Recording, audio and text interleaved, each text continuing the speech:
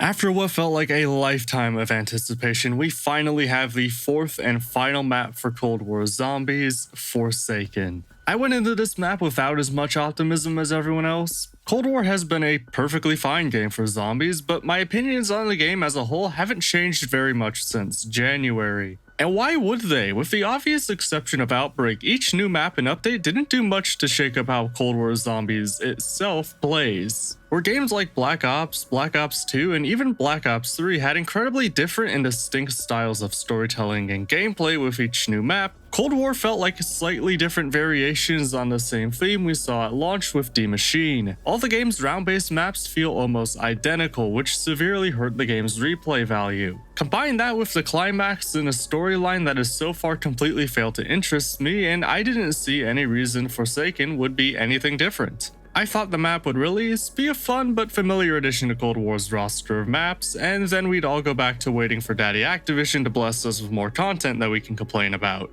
But something happened when I played this map and got familiar with it. I was expecting a relatively bland and forgettable map, but I actually really enjoyed this map. This is a strong contender for the best map in Cold War. There's plenty of positive aspects to this map, as well as a handful of negative ones. Forsaken's gameplay overall is really solid. It does still feel like every other Cold War map, but the map design shakes things up enough for it to feel different. The map is fragmented into sections, which completely changes how you traverse the map. I will say that the fragmented feeling this map gives you could easily be seen as a bad thing. It took me a little while to figure out exactly where I was going at times, but it doesn't take too long to figure out where you're going once you play through the map a couple of times. It also helps that if you've played through the campaign, you've already seen this area before, so it does have a sense of familiarity to help you get going a little bit faster. That's another thing I thought would be a bigger problem leading up to this map's release. Like Toten, Forsaken is based on a campaign mission,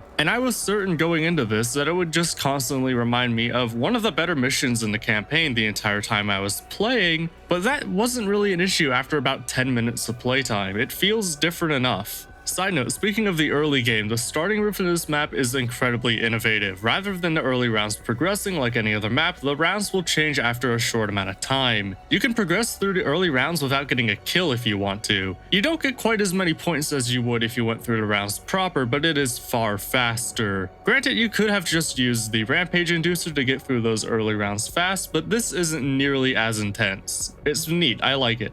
As you move through the map and get towards Pack-a-Punch, you'll encounter the new boss zombie, the Abomination. It is impossible to talk about this guy without comparing him to the Margwa because, I mean, look at him. But the Abomination has a handful of differences that separate him from the Margwa. The Abomination has two attacks. He'll either charge at you in a straight line or shoot lightning at you until you duck behind cover. He's generally more mobile than a Margwa, but I wouldn't describe him as particularly fast. You can shoot his 3 mouths to take him down, but unlike the Margwa, you can also do damage to him with body shots. It's not enough damage to be worth it unless you're using a really strong weapon or have Ring of Fire or a death machine saved for when they spawn, but you can take them out quickly without waiting for a mouth to open. Overall, despite the slightly derivative design, I do like these guys. What I don't like is a problem Cold War has had since Firebase Z, and this has been a common issue with zombies going all the way back to Black Ops 4. Boss spam. Forsaken loves to throw bosses and special zombies at you all the time. It starts with the Abomination and the Tormentors returning from Toten, but as you climb higher and higher through the rounds, they start spawning in Plague Hounds, and then Mimics, and then Manglers, and then Disciples, and then Tempests, all at the same time as the Abominations and Tormentors. In fact, Forsaken has every boss zombie in Cold War except for the Hellhound and Megaton. It's simply too much, and you can hear how unhappy I was in my first game once I started seeing them all spawn in. Juggling all these boss zombies is just too much to do at once, especially since they more often than not don't change the way you play the map. There isn't the same strategy around which enemy type you take out first that you see in games like Halo or the new Doom series. For Forsaken, it's just focusing on the Disciples since they make other enemies stronger, and Mimics since they grab you and are generally kind of annoying. Everything else is just a matter of whatever you can hit first. The variety of enemy types works best in Outbreak, but for regular round-based maps, it takes away from what should be the focus. Shooting zombies. Not flying Skeletors, not Dr. Manhattan ripoffs, zombies. Thankfully for us, the map gives us a great new wonder weapon to fight all of these enemies. The Crystal Axe is one of the most feature-packed wonder weapons we've seen in the franchise. You have the axe version, which itself functions almost exactly like the sword from Shadows of Evil or the hammer of Valhalla from Black Ops 4. Press right trigger, swing weapon, kill zombies. If that was everything, it would be a huge disappointment, especially since it stops being a one-shot kill before round 50. But there's more to this weapon. Killing zombies with the right trigger attack regains health and armor, which makes camping not just a viable strategy but the optimal one. But that's not all. If you hold left trigger and hit right trigger as though you were going to aim down sights and shoot a gun, you can throw the axe and have it come back. It's just like what the axe throwing gladiator bosses in 9 do, which if you haven't noticed by now seems to be a major influence for this wonder weapon. You can do this 5 times before running out of quote-unquote ammo, which is indicated by the crystals that float just underneath the axe. If they're lit up, you have ammo. If they're dull, you don't have ammo. It's a great, subtle way to indicate the status of your weapon without using the HUD, an influence that definitely wasn't taken from Black Ops 4, but instead perhaps a game like Dead Space. And if you continue to hold left trigger after firing, you can keep the energy blades spinning on the floor to deal even more damage over time. This one in particular is really useful for camping as well as taking out abominations, which is great because they can be a bit bullet spongy and slow to kill. That alone would make it an above average wonder weapon, but there's even more the Crystal Axe can do. Press up on your D-pad and you can turn the axe into a gun. Not unlike the wave gun and zap guns for Moon, there's an entirely different other wonder weapon hiding inside of this wonder weapon. Unfortunately, there is less to say about the gun version than the axe version. It acts and feels just like a gun. One cool thing about it is in the gun version, you have the chance to infect zombies. It hits with aether crystals, which when killed will explode and do massive area of effect damage. This is probably the best way to take out hordes in a typical training strategy without wasting a ton of ammo, so keep an eye out for those in your game. Speaking of ammo, another thing that's interesting about the Crystal Axe is how it handles ammo for both the gun and the axe's secondary ability. If you get a kill with the axe version of the Crystal Axe, the zombie has a chance to drop ammo for the gun version, and vice versa. This is a great way to encourage people to use both versions of the weapon, similarly to how the Cerberus handled its different upgrade variants in Marauder Totem. There's a lot of features and ideas packed into this one wonder weapon, so you would think it'd be crazy overpowered, but no, it's actually really balanced. It's a one-hit kill with the axe version until around round 45, at which point it becomes a 2-shot kill up until the zombies reach their health cap, which is honestly pretty good if you ask me. Getting to round 45 is the easiest thing in the world with this weapon, but once you start needing 2 swings to get a kill, you're going to have some skill to continue progressing through the rounds. It's worth being extra clear that the Crystal Axe is not bad once it becomes a 2-shot kill either. It's still the best way to get to high rounds on Forsaken as of right now, but it's not a free round 100 like some people who obviously haven't reached the health cap clearly seem to think.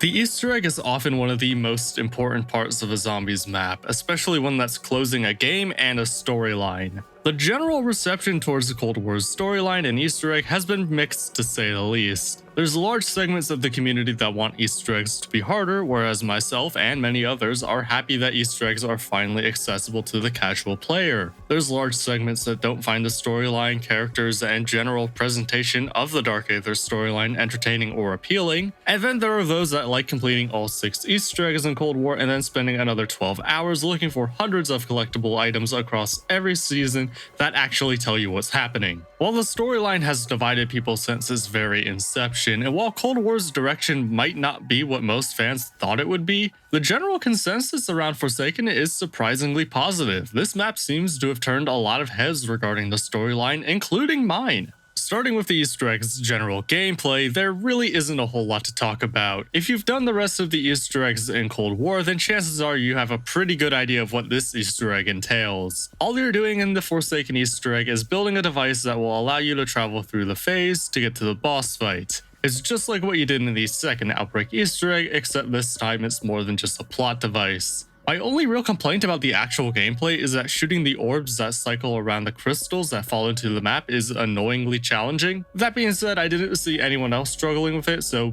my aim is probably just bad. But that's my only complaint, not because the rest of the gameplay is great. It's not bad either, it's fine, but it's also not why this Easter egg has such a positive reception. What makes Forsaken's Easter egg great is the presentation and conclusion. The way the Easter egg itself is presented is new for the Zombies game mode. This Easter egg has multiple mid-game cutscenes that show you what's happening throughout the game, which, while not new for the games industry as a whole, is new to the franchise. It adds a cinematic quality to the game that we haven't had in the past, and the shots themselves add a lot of intensity to what's being shown. We also listen to Peck and Kravchenko's conversations throughout the Easter egg. We get to hear Peck, a brilliant scientist who defected to the Soviet Union and threw away his entire life in the process, realizing that he made a horrible mistake, slowly try to defect back to the United States. This works both as insight into what Peck is thinking throughout this change of heart, as well as what will presumably be setting up for the next place Treyarch wants to take the story. The final cutscene seems to indicate an attempt at a redemption arc for the next game, and I'm all for it. I would love to see Treyarch turn a character we're supposed to love to hate into a character we're supposed to love in spite of him being a giant asshole. Speaking of which, the conclusion of Forsaken is easily the best conclusion the entire franchise has ever had since Moon, or possibly ever. I know that sounds crazy, but hear me out. Moon had a great ending, but it also set up the events of Transit, Die, Rise, and Buried. Treyarch gave us a spectacular ending with Moon, but sacrificed almost all of Black Ops 2 in the process. They wrote themselves into a hole with that ending that only really got rectified with the multiverse in Black Ops 3, which is its own can of worms. Black Ops 2, speaking of which, doesn't really have a definitive ending. You could say Origins has the ending, which is largely just setting up for Black Ops 3 in ways we didn't fully understand until 2 or 3 years later. The presentation of that cutscene makes the whole storyline sound like the story has been made up by children playing with dolls, which clearly wasn't what Treyarch intended. However, you could argue that Buried has the definitive ending to Black Ops 2 storyline, where either Maxis wins and the world ends, or Richtofen wins, and the world also ends. Not great outcomes, and it makes the entirety of Transit, Die, Rise, and Buried feel in vain. Black Ops 3 ends with the cycle continuing, a topic so complex it needs an entire video to explain, but ultimately boils down to the characters making the ultimate sacrifice, except not, because the zombies are back in Black Ops 4. And then there's Black Ops 4, where the characters make the ultimate sacrifice, except not, because the zombies are back into the dark aether with Cold War. Every previous ending either wrote Treyarch into a hole, exists only to set up the events of the next game, or has lessened impact due to the events of what happened in the next game. Forsaken has none of those issues. Granted, we can't say whether anything here will be looked back at differently in the future, since it hasn't happened yet, but there's no hole for Treyarch to write themselves out of, and while there is a final cutscene meant to set up further developments, the ending of this map feels like an ending. That's another thing we haven't had in this series, a feeling of closure and satisfaction. Whether you like any of the other endings, they don't really feel like endings. This ending both feels like an ending and has me interested in where the storyline will go next, which itself isn't a feeling I've had throughout the entirety of Cold War. This one map more or less sold me on this new storyline. I was completely disinterested throughout most of the year, but now I'm actually interested to see where they'll take things. I was completely taken aback by Forsaken. I went into this map with relatively low expectations and came out with possibly a new favorite map for Cold War. We still have to see how this map develops and grows over time, but I enjoyed this a lot more than I thought I would. I still like Die Maschine despite having played it hundreds of times while grinding out weapon camos. I still like Firebase Z despite the mimic spam, and the Ray K is still an all-time favorite wonder weapon of mine. Outbreak is still its own experience, unlike anything else, despite my own issues with it. And Mauer der Toten exists? Yeah, I'm still having trouble finding reasons to play that one. But Forsaken is clearly something else, and I don't think we've seen everything it can offer just yet. If you somehow haven't played this one yet, I highly encourage you to download the update and give this one a try. But of course, let me know what you think of Forsaken in the comments below. Thanks for watching, like the video if you made it this far, subscribe to the channel if you want to see more, and I'll see you in the next video. Take care.